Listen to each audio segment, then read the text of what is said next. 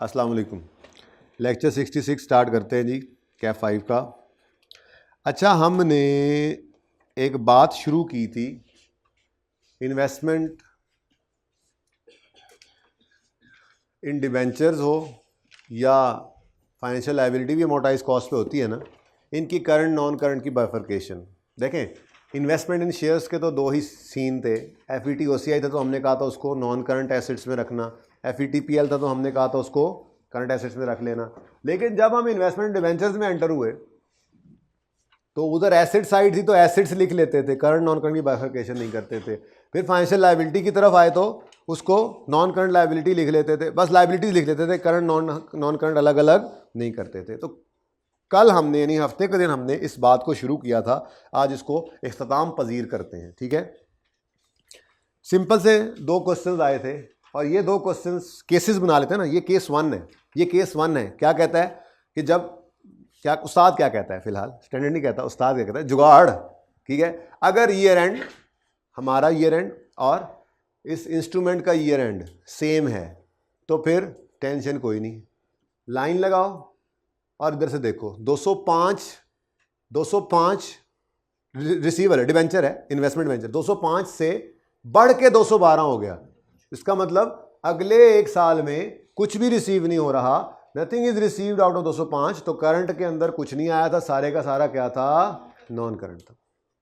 दूसरा केस आया, दूसरे केस में भी सीन क्या था, सवाल के अंदर सीन ये है, हमारा फाइनेंशियल ईयर एंड और इन्वेस्टमेंट इन डिबेंचर का इंस्ट्रूमेंट का फाइनेंशियल ईयर एंड ये क्या है, सेम। तो क्या करो, लाइन लगा लो और देखो 195 रिसीवेबल एक तरह से था, 188 हो गया, यानी कि कुछ कम हुआ। तो हमने कहा 7 रुपये इसमें ये कम हुआ, यानी 7 रुपये अगले एक साल के अंदर रिसीव हो जाएंगे। तो ये 7 हमने फेंका करंट में और बाकी क्या कर दिया, नॉन। लेकिन ये कब है, ये कब है, जब इंस्ट्रूमेंट का ईयर एंड और हमारा ईयर एंड सेम हो, तो ये आसानी है।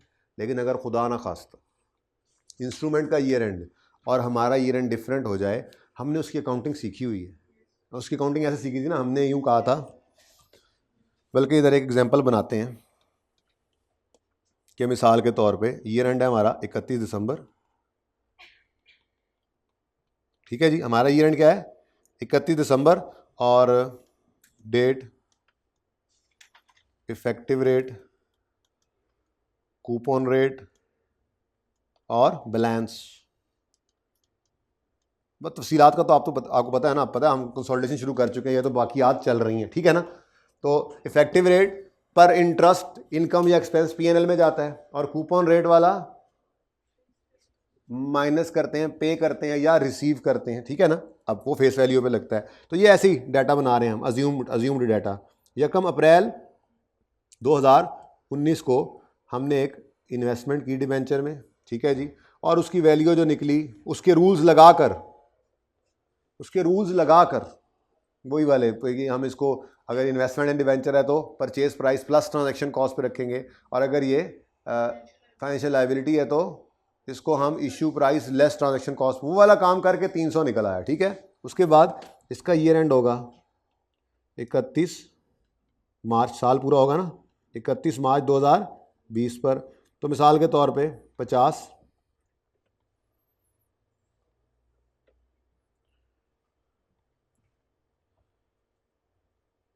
ये 8 और ये 0 ज़्यादा और कम। अच्छा चलो इधर 50 मिसाल के तौर पे और 40, कितना आ गया, 310। ऐसे ही एज्यूम्ड है, ये ना कहना कि चेंज, चलो चेंज भी कर लेते हैं। 31 मार्च 2021 आएगा,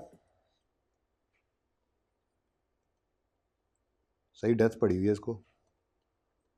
50 की बजाय आप थोड़ा बढ़ा लो, 52-53 कर लो, 53 कर लो, लेकिन ये तो 40 ही रहेगा जी, 323। ठीक है जी, अब मुझे बैलेंस शीट बनानी है।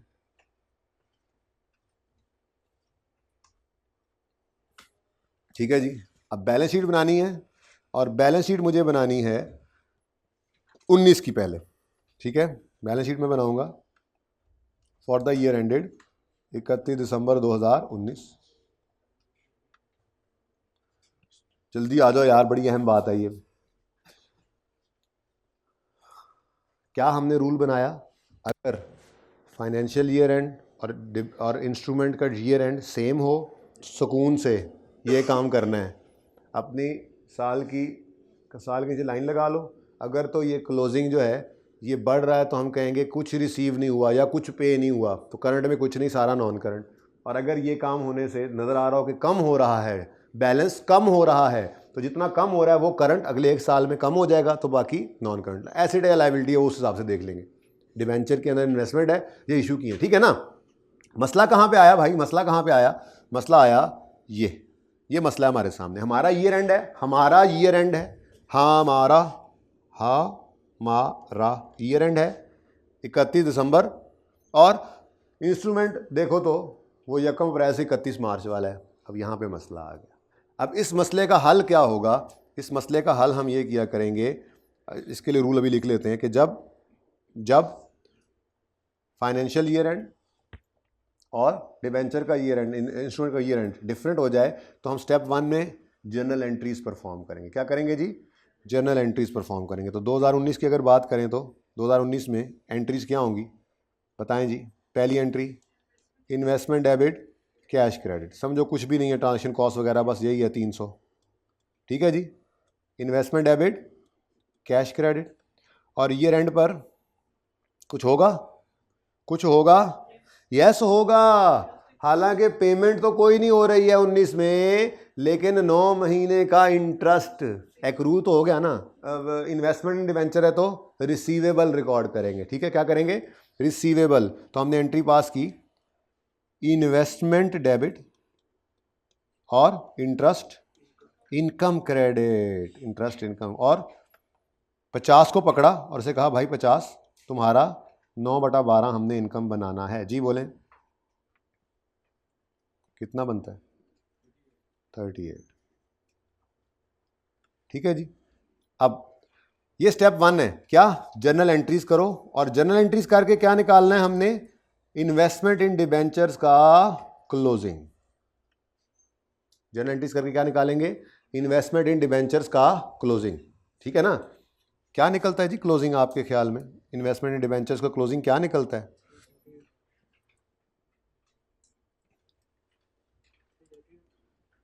देखते हैं अभी। तो मैंने क्या कहा जी, मसला कहाँ से शुरू हुआ है, हमारा ईयर एंड और हमारा फाइनेंशियल ईयर एंड और इंस्ट्रूमेंट का ईयर एंड डिफरेंट है। अगर डिफरेंट है तो स्टेप 1 में क्या करो, जर्नल एंट्रीज परफॉर्म करो।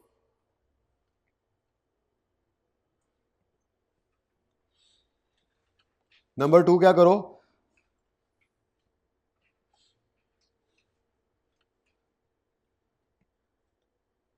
Carry down balance of investment calculate करो। अब वो कैसे होगा, इधर देखो, इन्वेस्टमेंट 300 से डेबिट, इन्वेस्टमेंट 38 से डेबिट, तो इन्वेस्टमेंट का कैरी डाउन बैलेंस क्या आ गया, 300 प्लस 38 इज इक्वल टू 338, ठीक है जी। ये कैरी डाउन हमने निकाल लिया। अब बैलेंस शीट में आएंगे और बैलेंस शीट में आकर लिखेंगे नॉन करंट एसेट्स और current assets. Non current assets में हम कहेंगे जी इन्वेस्टमेंट इन डिबेंचर्स जो है वो इस वक्त क्लोजिंग बैलेंस उसका कितना है जी 338। ये बात समझ आती है, बोलो। ये करने के बाद आपने इसके नीचे एक लाइन लगानी है और कहना है अगले साल 19 में खड़े होकर 20 के अंदर अंदर ये 40 रिसीव होता नज़र आ रहा है, बोलो। तो इसको क्या कहोगे आप, ये हमारा करंट एसेट है, इन्वेस्टमेंट इन डिवेंचर्स। मैं दोबारा रिपीट करता हूँ, टेंशन मत हुआ जी। कितना 40, तो 338 में से अगर 40 करंट है तो बाकी 298। स्टेप्स को फॉलो करना है।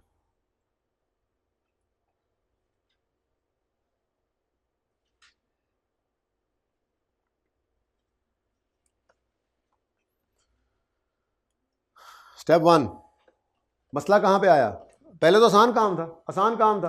अगर हमारा ईयर एंड और इंस्ट्रूमेंट का ईयर एंड सेम है तो लाइन लगाओ और देखो, अगर अगले साल में ये बढ़ रहा है तो मतलब कुछ भी करंट नहीं, सारा नॉन करंट, और अगले साल में कम हो रहा है तो जितना कम हो रहा है वो करंट, बाकी नॉन करंट। लेकिन अगर मसला क्या है, अगर ईयर एंड हमारा और फाइनेंशियल ईयर एंड इंस्ट्रूमेंट का ये डिफरेंट हो जाए तो क्या करें? तो मैंने कहा स्टेप 1 में आपने क्या करना है, आपने जर्नल एंट्रीज परफॉर्म करनी है और उससे क्या करना है, नंबर 2 में carry down of investment calculate करना है। ये कैरी डाउन इन्वेस्टमेंट आपने यहाँ लिख लेना है। उसके बाद आपने लाइन लगानी है अपने साल के नीचे और देखना है 19 में खड़े होकर 20 के अंदर अंदर कितना रिसीव तो कूपन ही होना है ना, ये वाला कितना रिसीव हो जाना है 40। वो 40 क्या है, 40 करंट, तो बाकी फिर नॉन करंट। ठीक है, सही है। अब जरा जल्दी से 20 को ट्राई मारो, 20 को ट्राई मारो, शाबाश, हिम्मत करो, हिम्मत मर्दा व औरतां मदद खुदा। वैसे ये वो ज़रबुल मिसल है, तो मर्दा का मतलब बस इंसान ही है, ठीक है, दोनों हिम्मत करें। ख़वातीन वाओ हजरात तवज्जो फरमाएं, आज बच्चे और कम हैं। आज क्या हुआ बच्चों को? कोई तो वजह है।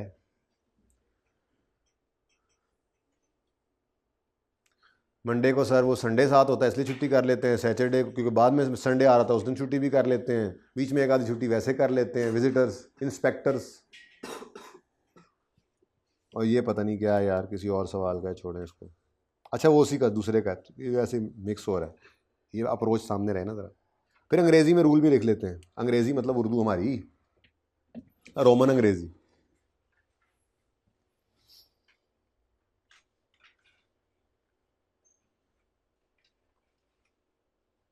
बीस पहले करना है, 19 नोट करी जा रहे हो, कहीं रफ शफ कर लो कैलकुलेटर हैं। ये सवाल है, आ सवाल है, आज ये सवाल।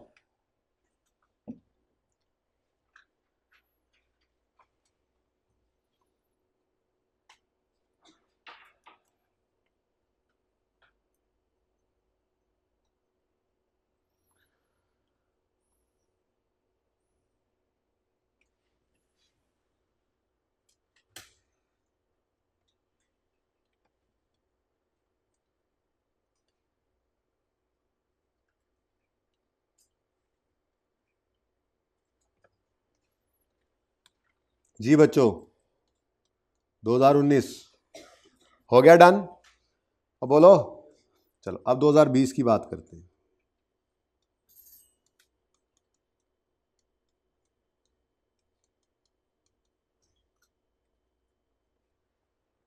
जी बच्चों, इधर देखो, लाइन गायब कर दें, अपनी तरतीब पे आए वापस। सबसे पहले क्या पास करनी है जी? General entries. तो 2020 के अंदर हम जनरल एंट्रीज पास कर रहे हैं स्टेप 1 में। जनरल एंट्रीज में पहली एंट्री तो कोई नहीं होनी, इन्वेस्टमेंट खरीदनी कोई नहीं है। हाँ, अब होगा क्या, बाकी के 3 महीने का इंटरेस्ट, फिर 40 रुपये की रिसीट, और फिर अगले में से भी 3 महीने का इंटरेस्ट, 9 महीने का इंटरेस्ट, यही होना है ना। तो 2020 की एंट्रीज बनी, पहली एंट्री 3 महीने का इंटरेस्ट रिकॉर्ड करो, investment debit, interest income credit, कितने से जी? 50 इंटू 3/12, ये बन गया भाई के बकौल 12, 12.5 कह रहे हैं भाई, 12.5 हैं। अच्छा ठीक है यार, 12 कर लें भाई, जैसे हुसैन भाई कह रहे हैं वैसे कर लें। उसके बाद अगली बात, रिसीट हुई कैश डेबिट और इन्वेस्टमेंट इन डिवेंचर क्रेडिट 40 रुपये से, और बोलो ये तो सीधी सीधी एंट्री हो गई। और तीसरी एंट्री क्या हुई फिर? इन्वेस्टमेंट इन debenture debit, interest income credit, और अब के बार 53 का 9/12 ले लो, 39 पॉइंट, जिसको हम 40 कर लें राउंड करके, अगर आपकी इजाज़त हो तो। अब ये काम हो गया, तो स्टेप 2 के अंदर क्या करना है? कैरी डाउन ऑफ इन्वेस्टमेंट निकालना है। अब कैरी डाउन ऑफ इन्वेस्टमेंट कैसे निकलेगा? अब शुरू से लेके आना है, इधर देखो, शुरू से लेके आना है, इन्वेस्टमेंट का कैरी डाउन निकालना है ना, एज ऑन। तो 300 जमा 38 कैलकुलेटर में करो, जमा 12 माइनस 40 जमा 40, 338 प्लस 38 प्लस, अच्छा तो फिर वही तरतीब वही रखो ना, ऐसे आप, क्योंकि किसी एक साल का कह सकता है ना, तो मैं चाह रहा हूँ कि हम किसी एक साल का अलग से बनाना सीखें, ठीक है। तो 300 प्लस 38 पिछले साल का था, plus 12 minus 40 plus 40 is equal to जी 350 क्लोजिंग आ गया। ये 350 क्लोजिंग लिख लो आप, 2020 का क्लोजिंग जी है 350। वैसे 338 से भी आगे चल सकते थे ना, 338 प्लस 12 350 और ये प्लस माइनस सेम हो गया तो 350 ही था, लेकिन आप तरतीब पूरी रखें, ठीक है ना। कैरी डाउन निकालना है शुरू से लेके अब तक। उसके बाद अब आओ और आकर लाइन लगाओ। अब आपने लाइन लगाई 20 के नीचे, तो 21 के साल के अंदर अंदर कितना रिसीव हो रहा है? 40। तो यहाँ पे आपने आकर लिखा इसको 40 करंट है, टोटल में से 40 गया तो बाकी 310 क्या हो गया, ठीक है जी। तो अपने पास लिखो, अगर हमारा ईयर एंड रूल लिखो, पहले दो तो सिंपल हो गए ना, तीसरा क्या है? अगर हमारा ईयर एंड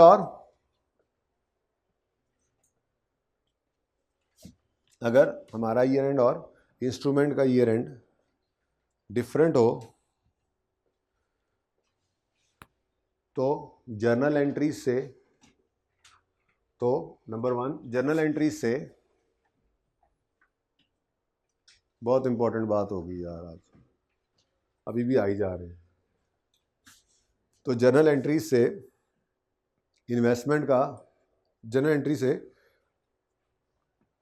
इन्वेस्टमेंट ना लिखें क्योंकि लोन भी तो हो सकता है ना, तो इसलिए जर्नल एंट्री से क्लोजिंग बैलेंस निकालेंगे।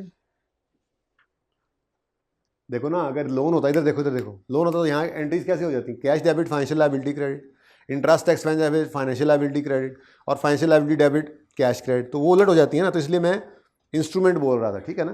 तो अगर हमारा और इंस्ट्रूमेंट का ईयर एंड डिफरेंट हो तो जर्नल एंट्री से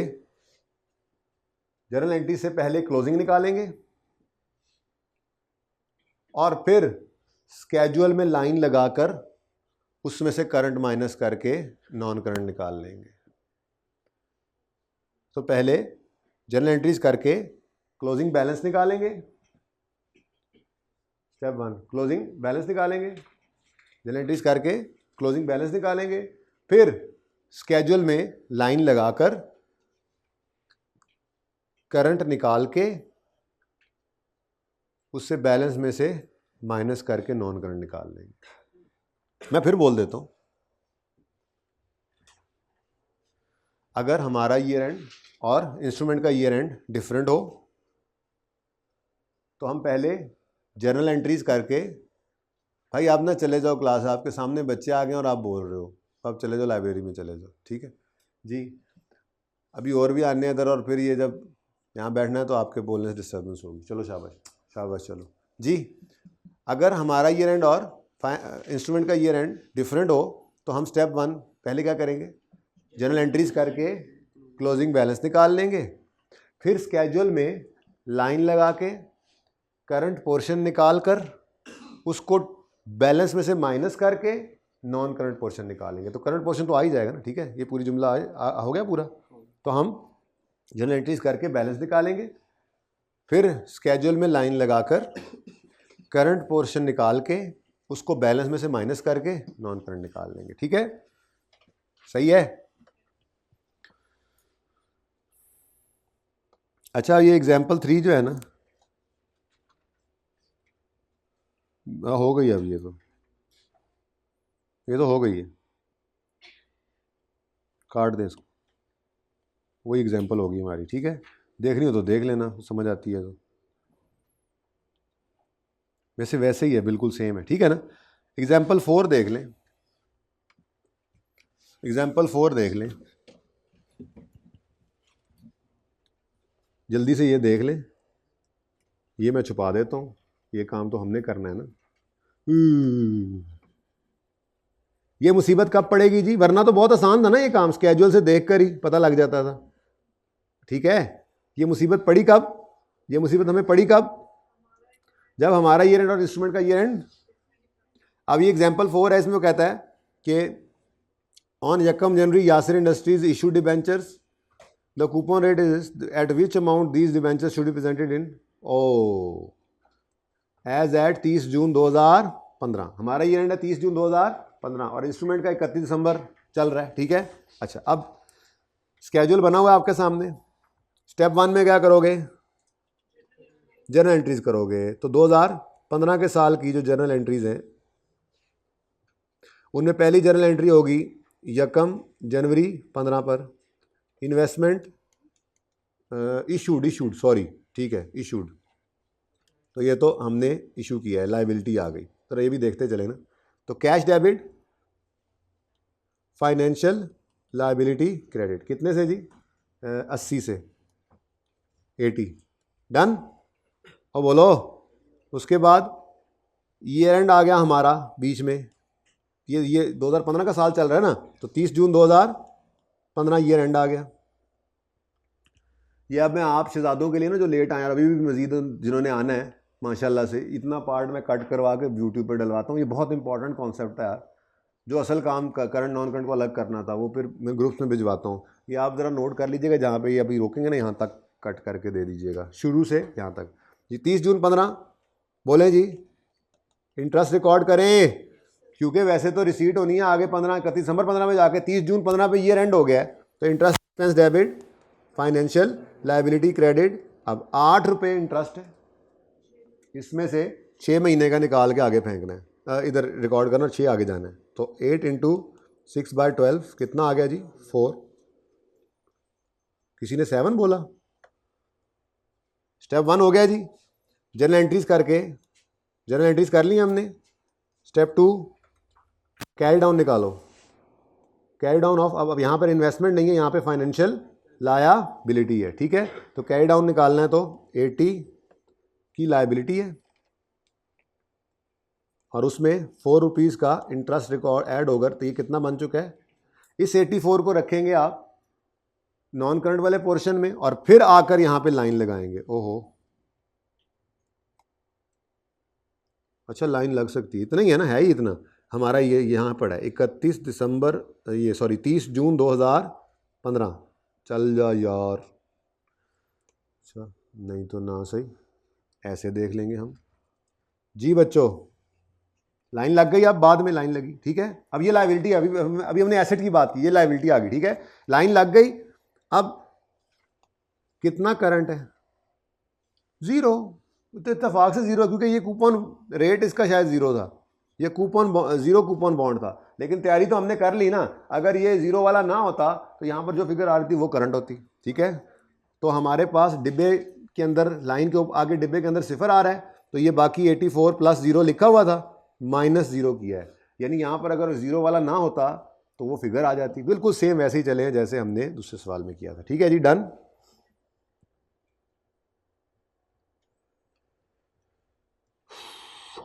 अच्छा जी, अब क्या करना है, आज तो बहुत कुछ करना है, वही वही वही वही बहुत कुछ करना है, वही।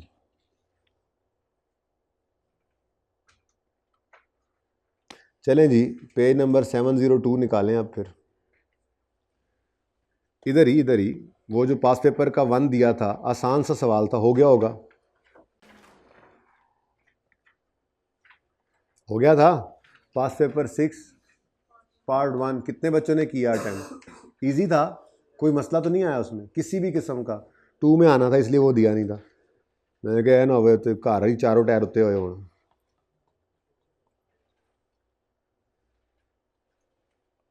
तो this homework is done, no problem, no problem. Okay, number 2,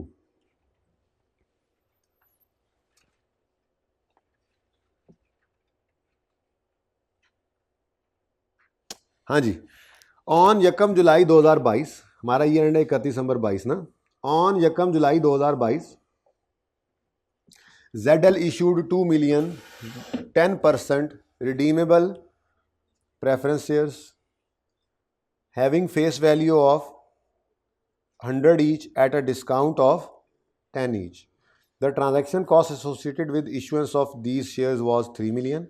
ZL measured preference shares at fair value through profit or loss. Issue किया जी, इशू 2 मिलियन थे, 10% उनका कूपन रेट था, ठीक है, रिडीमेबल प्रेफरेंस शेयर्स, ठीक है।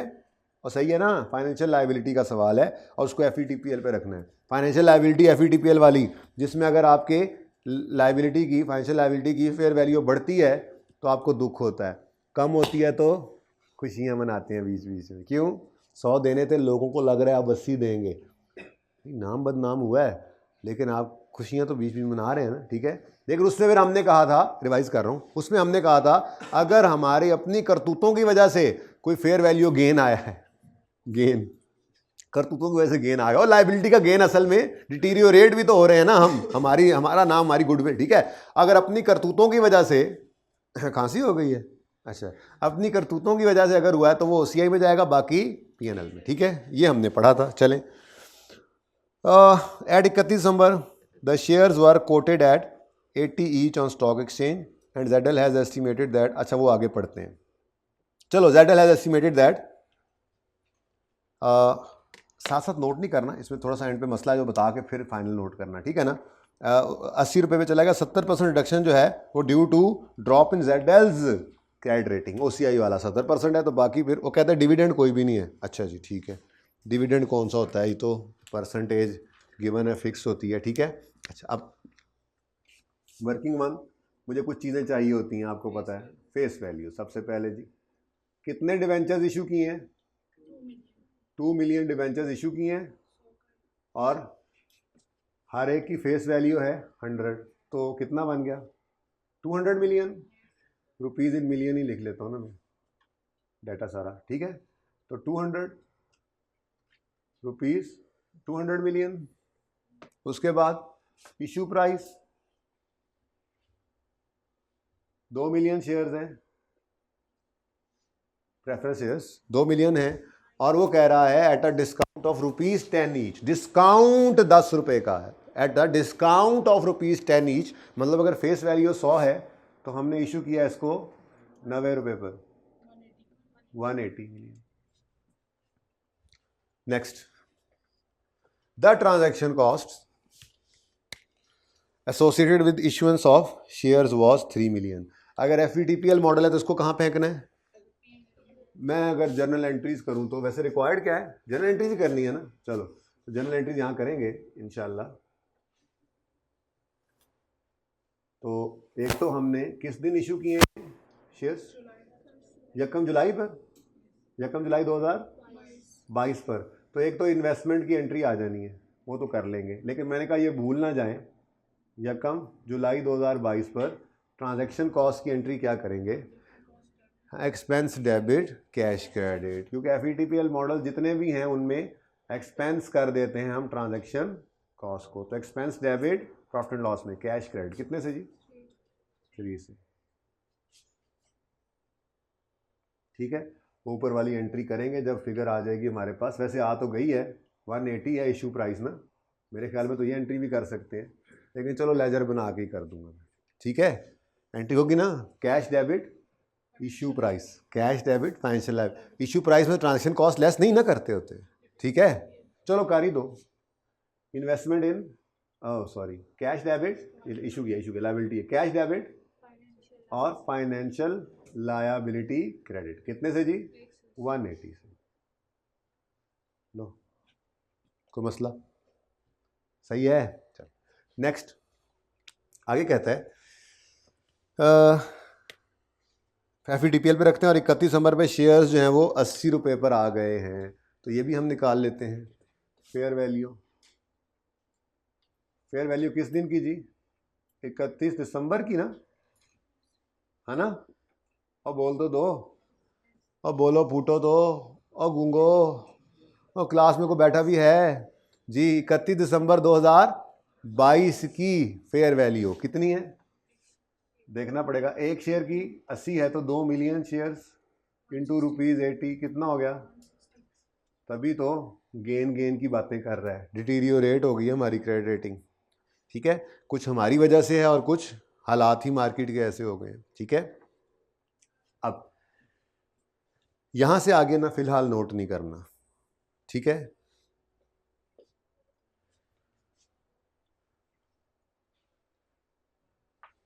वर्किंग नंबर 2 इधर ही कर लेते हैं, working number 2। T account FVTPL के सारे मॉडल में आपको पता है टी अकाउंट बनता है, ठीक है ना। टी अकाउंट बनाएंगे, फाइनेंशियल लायबिलिटी FVTPL वाली है जी इसलिए, वरना तो फाइनेंशियल लायबिलिटी में अमोर्टाइज कॉस्ट वाला मॉडल है ना, दो ही तो हैं, तो उसमें तो आपको पता है स्केड्यूल बनता है अमोर्टाइजेशन वाला, ये कूपन इफेक्टिव वाला। तो यकम जुलाई 2000, बिल्कुल सही, यकम जुलाई 2022, इन्वेस्टमेंट नहीं है ना ये, cash debit financial liability credit 180 से, ठीक हो गया। दूसरी बात, ट्रांजैक्शन कॉस्ट को हमने क्या कर दिया हुआ है, एक्सपेंस आउट, ठीक है जी। और अगली बात,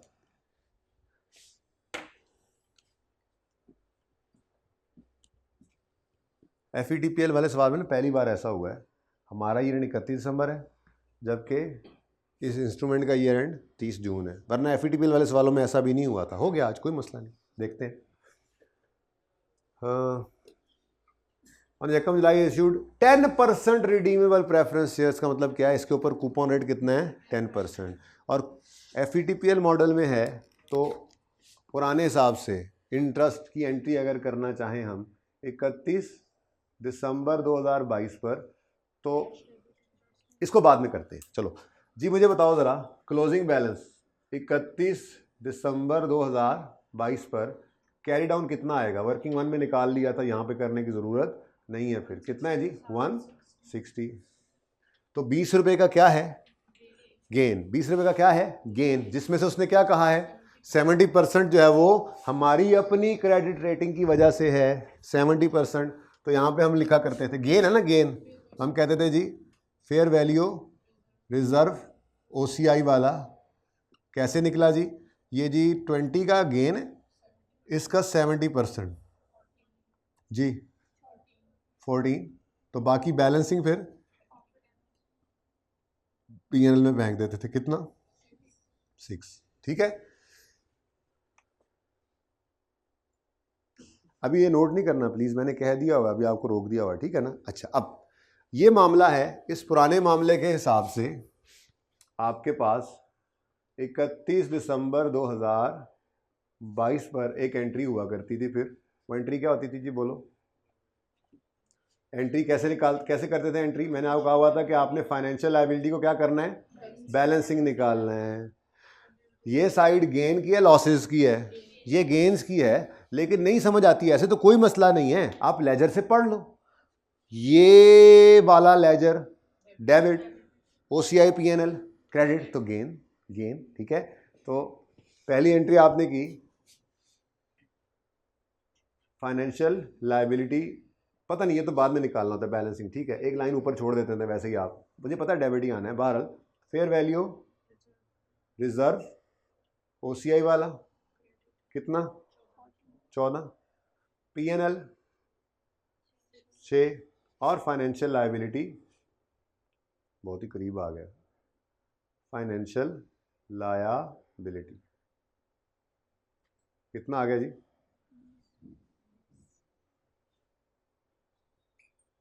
फेयर वैल्यू रिजर्व OCI वाला 14, P&L 6, और बैलेंसिंग फिगर 20, जो कि ये अभी गलत है, एंट्री एक वजह से गलत है, वैसे गलत नहीं है, लेकिन एक अल्टरनेटिव चूँकि ट्रीटमेंट है, तो आई कैप जिस तरफ गया है वही आपको सिखाया जाएगा, ठीक है ना, ताकि वही बेहतर, हमारे लिए वही बेहतर है जो फिर दो जगह पे ऑप्शन हो तो उसमें से जिस तरफ आई कैप चला जाए, ठीक है।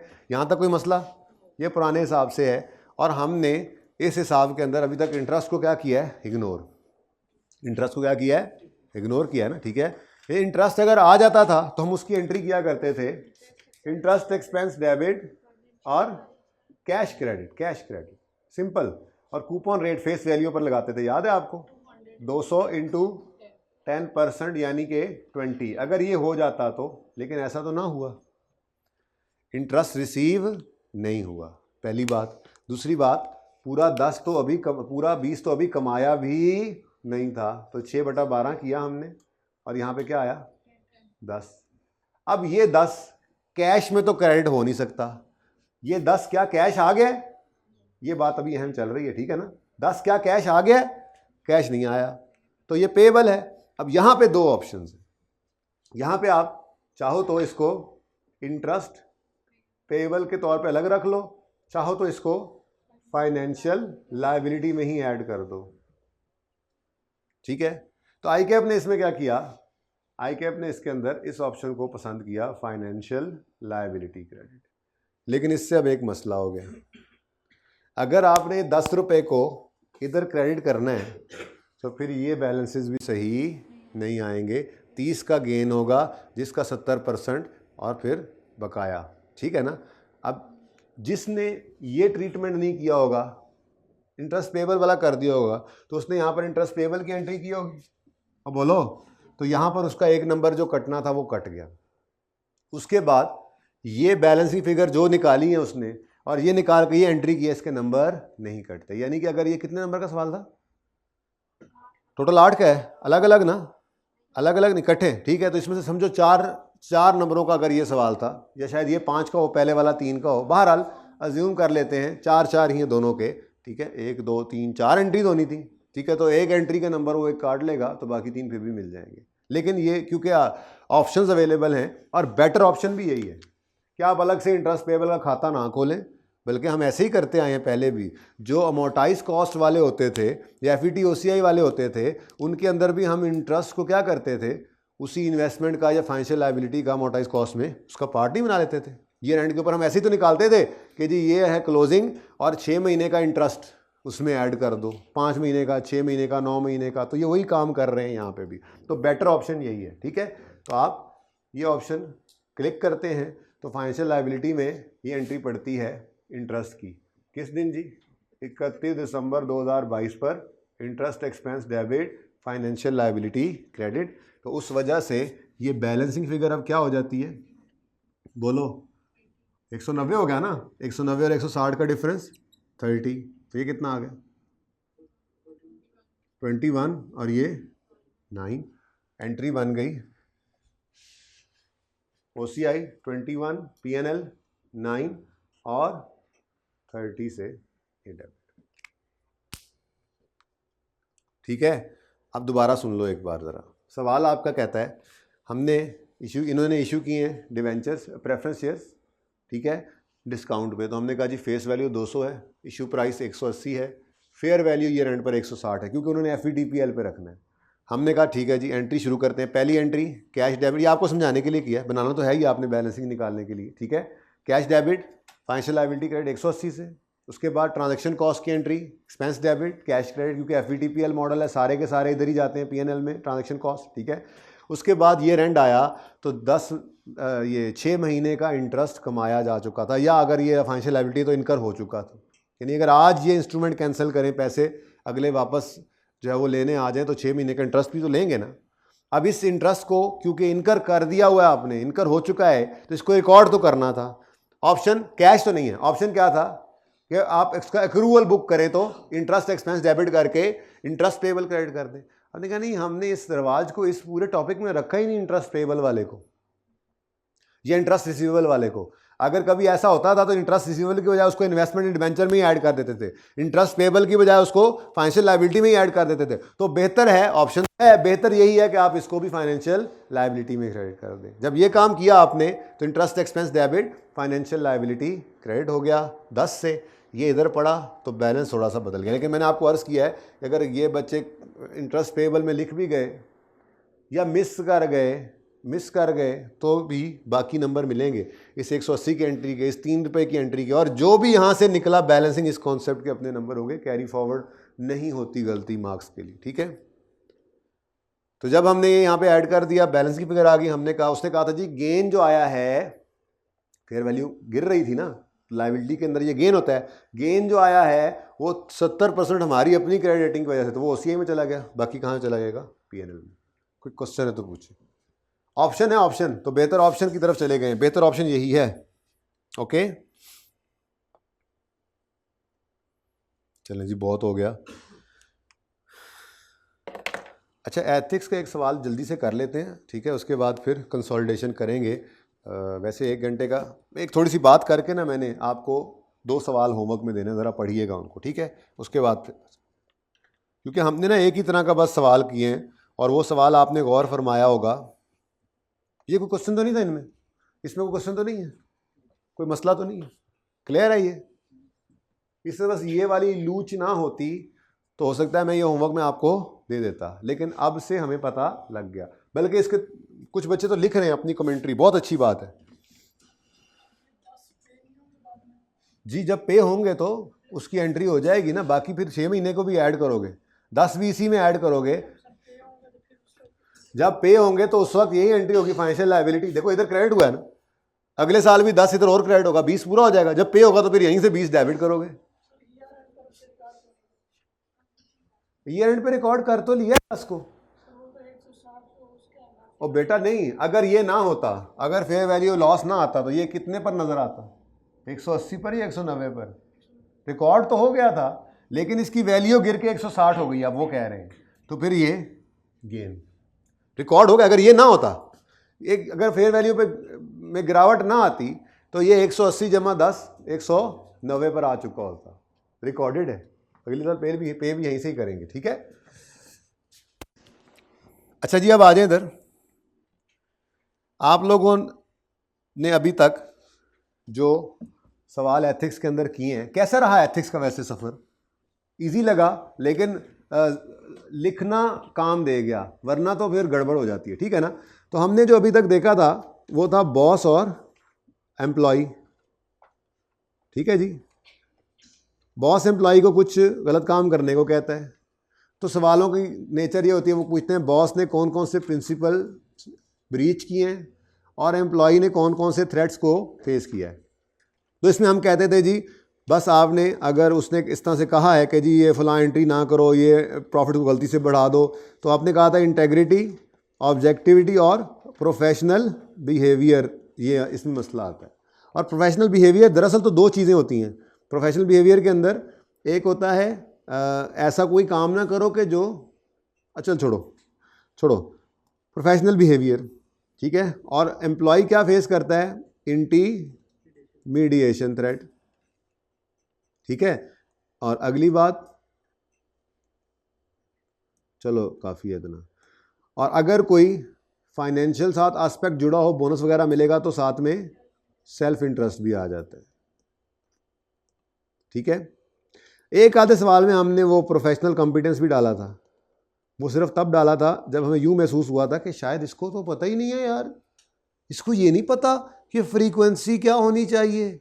स्टैंडर्ड तो ये कहता है, वो कह रहा है नहीं हर साल, कल पिछले साल तो कराई है, इस साल कराने की जरूरत ही नहीं है। थोड़ा सा शुबा सा हो रहा था तो हमने वो भी डाल दिया, ठीक है। अच्छा, ये टाइप 1 थी क्वेश्चंस की जो ज़्यादा टेस्ट हुई है आपके सामने। इसके अंदर ये पेज नंबर है 567, इस पर अगर आप आएँ तो ये लिखा हुआ था सिनेरियो 1, ठीक है। ये पास पेपर्स 1, 3, 4, 5, 7 आपने किए। Boss set to employ to make गलत एंट्रीज, टू प्रोसेस गलत payment, to prepare a note वो रिपोर्ट वगैरह, वो जिससे उसने कहा था कि आप रिपोर्ट बना दो कि यूएसबी बैंक का इंटरेस्ट रेट बिल्कुल सही है, याद आ रहा है? इस तरह का कोई काम उसने कहा है, ठीक है। तो इसका मतलब बॉस ने इंटेग्रिटी, ऑब्जेक्टिविटी और प्रोफेशनल बिहेवियर को, नॉर्मली ऐसा होता है, वो प्रोफेशनल कॉम्पिटेंस किसी एक, उस सवाल मैंने ज़बरदस्ती डाला था वैसे वो, और बन जाता है वहाँ पर, तो वो डाल सकते हैं ज़रूरत के हिसाब से आप, लेकिन ये नॉर्मली 3 होते हैं। और एम्प्लॉय फेस करता है इंटीमीडिएशन थ्रेट, और अगर कोई बोनस इंसेंटिव वगैरह साथ लगा हो तो फिर सेल्फ इंटरेस्ट थ्रेट भी आ जाएगा। यही पढ़ा था हमने। अब एक और किस्म के सवाल भी आते हैं एथिक्स के अंदर, और वो सवाल बॉस एम्प्लॉय के नहीं होते, बल्कि वो होता है, अच्छा देखो, CA is having no little knowledge of IFRS, ये फंडामेंटल प्रिंसिपल, ये एक सवाल के अंदर आया था, ये professional competence and due care, ये मैंने यहीं पर ही डाल दिया था उस सवाल के अंदर, ठीक है ना।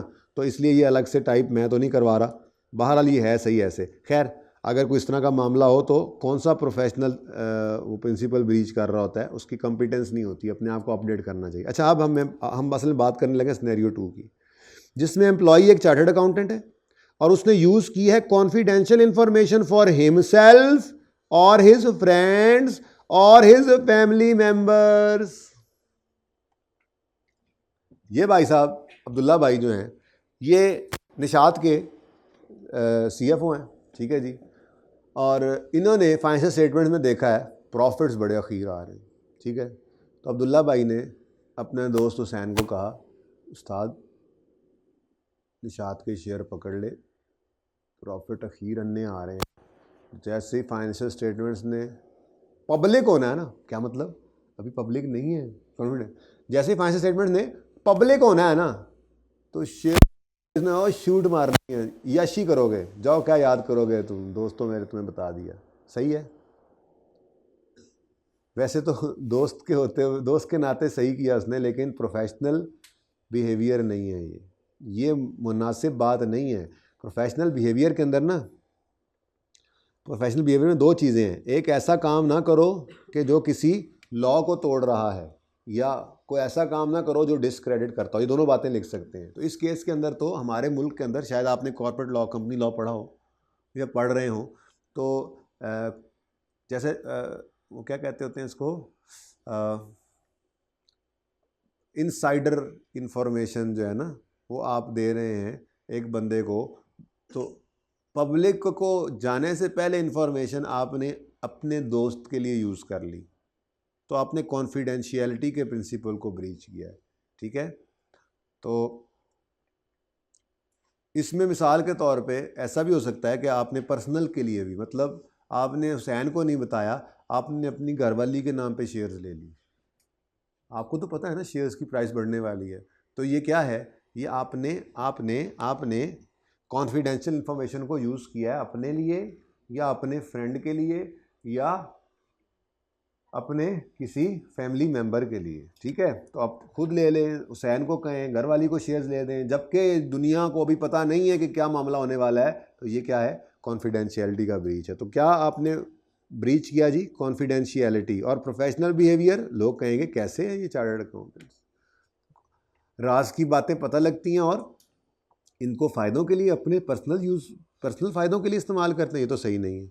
और एम्प्लॉय थ्रेट क्या फेस करेगा, एम्प्लॉय ये खुद एक ही है, ये भाई अब्दुल्ला साहब जो सीए हैं, इन्होंने जो कॉन्फिडेंशियलिटी को ब्रीच किया है, ठीक है, ये है ना, और प्रोफेशनल बिहेवियर भी, इसको भी ब्रीच किया है। थ्रेट क्या आता है इसको आपके ख्याल में, थ्रेट क्या है, कोई थ्रेट नहीं है, सेल्फ इंटरेस्ट थ्रेट है भाई। थ्रेट किस वजह से, भाई देखो ये क्या होता है, क्या किया, क्यों किया। ठीक है, तो कॉन्फिडेंशियलिटी को क्यों ब्रीच कर गया, क्या चीज थी जब उसको बताया गया था कॉन्फिडेंशियल इंफॉर्मेशन को नहीं लीक करना, सेल्फ इंटरेस्ट, अपने फायदे के लिए, अपनी घरवाली के फायदे के लिए, अपने दोस्त के फायदे के लिए, तो क्या है ये, सेल्फ इंटरेस्ट है। ठीक है, तो ये एक टाइप ऑफ सवाल है, अन्यवानी शुरू हो जाना इस सवाल के अंदर भी। क्या था वो, इंटेग्रिटी, ऑब्जेक्टिविटी, इंटिमिडिएशन, थ्रेट, और बहुत एम्प्लॉय नहीं है, पागल हो गए हो, सवाल को तो पढ़ो। तो ये टाइप ऑफ क्वेश्चन सिनेरियो 2 है। ठीक है, इस सिनेरियो 2 के अंदर क्या होगा कि आप एक सीए होगा, वो सीए अपने या अपने फैमिली मेंबर करीबी के लिए या अपने दोस्त के लिए कॉन्फिडेंशियल इंफॉर्मेशन को यूज़ कर लेगा फ़ायदे के लिए। ठीक है, तो उसने क्या किया, उसने कॉन्फिडेंशियलिटी नहीं रखी, और ये प्रोफेशनल बिहेवियर नहीं है। और थ्रेट क्या था उसको, सेल्फ इंटरेस्ट थ्रेट था ना, इसी वजह से तो वो कर गया, यही तो थ्रेट था उसको। ठीक है, अब इसके लिए सवाल हैं 2 और 6, ये दोनों आपका होमवर्क है। एक का नाम है गालिबन ज़िया, ऐसे ही है मेरे ख्याल से, ज़िया वाला ये नंबर 6, और दूसरा नंबर 2 किधर है, ये बाकिर। ठीक हो गया, और सही है ना।